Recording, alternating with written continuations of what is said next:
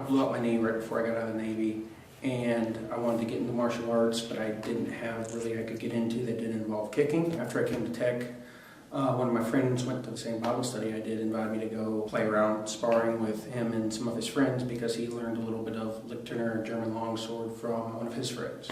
And so I enjoyed it, so I started researching, something that fit me, and I came across Armazzari. So Armazzari is this Italian martial arts system during like medieval Renaissance era.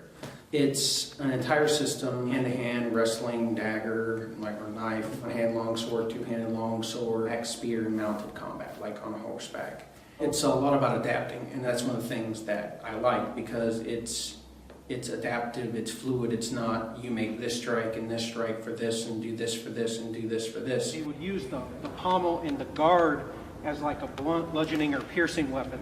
So you come up and whack somebody in armor. It has to do with Italian judicial duels and like the state of Italy at the time. In Italian judicial duels, the accuser had to make the first attack. And so if you were innocent or you were the accused, you had to defend against an attack. And Armazzari is about turning ambushes or turning your opponent's initiative against them and adapting to whatever they throw at you and turning it against them.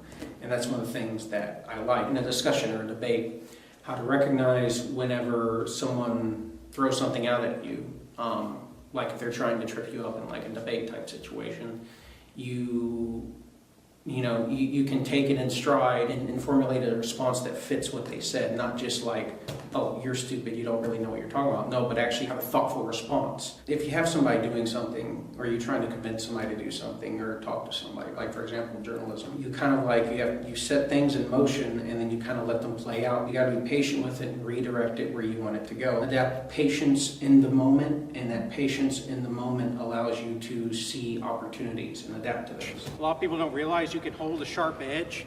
As long as it doesn't slide, it won't cut you.